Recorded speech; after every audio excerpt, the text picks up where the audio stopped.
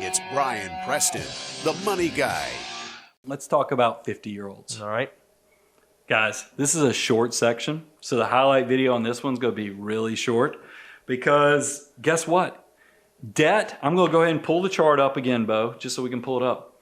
Look at that chart. I mean, you can see your peak earning years. If we look at the narrative of life, when you're a younger person, you know, you have student loan debt, and then as you get into your 30s, you start picking up the mortgage debt, and it goes. But then this magical thing happens around 45 as you hit your peak, and then you start dropping off. That's right. I'm telling you guys, by the time you're in your 50s, you really want to start getting things paid off. That's right. And here's something I want to draw attention to because I'm going to use another chart that I think is great.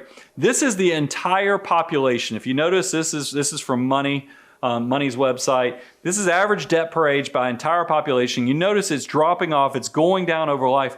Look at what happens to people who just never pay off the debt.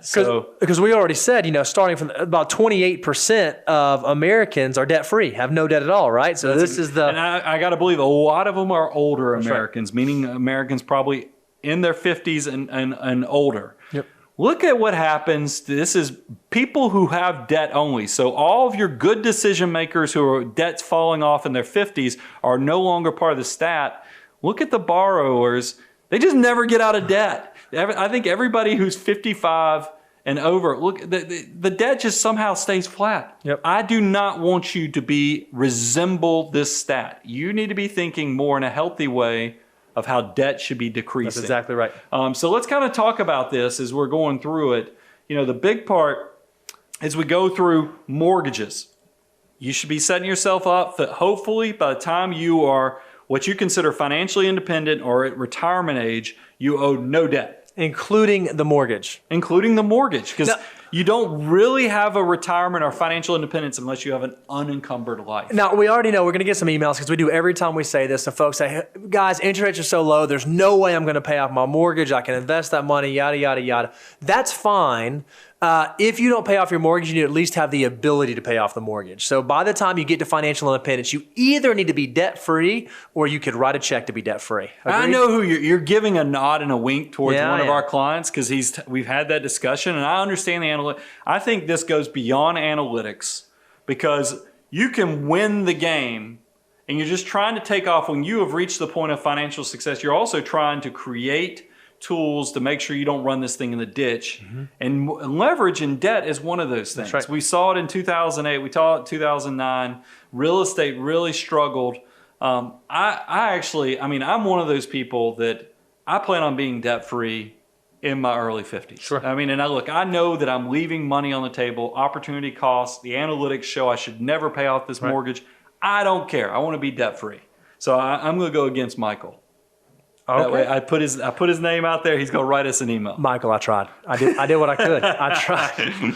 Credit cards, it's a binary decision. You've heard us talk about it in the 20s, 30s, 40s, 50s. It didn't change. You should never, ever have credit card debt. You can have credit card use. If you find that you're one of these people that cannot pay your credit card off every month, you just don't need to use them. Yep. I'm only giving you permission to use credit cards if you pay them off every month. I'm even going to throw this out there. In your 20s, maybe you use credit cards bad, you can change your behavior. In your 30s, maybe you use credit cards bad, you can change your behavior. In your 40s, your behavior is kind of set. In your 50s, if you haven't got credit cards figured out yet, get rid of them. Yeah. Clearly, you can't handle them. It's not the knife you need to be using. Auto loans, go back and look. If you're watching a highlight video, go back and look at the 30s if you're looking at basic cars for financing. 40s, we talk about premium. But I'm going to go a step further. I think by the time you're in your 50s, I don't care if you're buying a non-luxury brand or if you are buying a premium/luxury brand, you just ought to pay cash. Yep. By the time you're in your 50s, pay cash. So if you can't afford to pay cash, you're probably faking success or faking your lifestyle a little bit. And then the last little stat, how do our baby boomers, our folks over 50 stack up? The average debt level for baby boomers, those 50 and over, is $36,000. And we hope it is $36,000 rapidly on its way to zero by the time you get to retirement. No kidding. So I felt like this was a sprint. Look, debt is one of those things that it seems so easy to get here in America, but it really is one of the sharpest tools in your financial life that can cut you and hurt you if you're not careful with it. So be very respectful. If you're not scared of it, you're not using it right.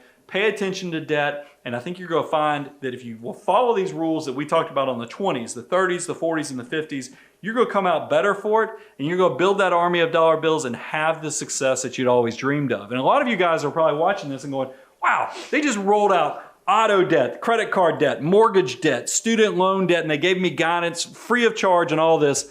What in the world is going on here? We call this the abundance cycle, guys. We love on you. We give you tons of free advice, all for the thought that hopefully you're going to reach so much success that you're going to get to a point you say, man, I'd love to have somebody look over my shoulder, give me a second opinion, as well as this whole enterprise. I am the CEO of something that's so valuable. I'm just worried I'm going to screw it up. That's when we want you to reach out to Abound Wealth, the Money Guy team, and we're going to see if we can help you out on just making sure, giving you that financial checkup to look at and go beyond common sense. That's how this whole abundance cycle works. And did you hear the part where we said that even our admins have their CPA? I mean, we kind of live and breathe this stuff. I'd argue we have the best team in the entire world. Would you agree with that? I mean, you have to be pretty nerdy to work here. So, I mean, you understand the personalities that are involved. And then the other thing I didn't mention at the beginning, go to moneyguy.com. Yep. I want you to go on there. Give us your email address, your zip code, so we know when if we know we have enough Money Guy family in a certain area. Don't be surprised in the next 18 months if we don't start dropping into your neck of the woods to visit some of the Money Guy family. So it's important that you go out there, give us your email address.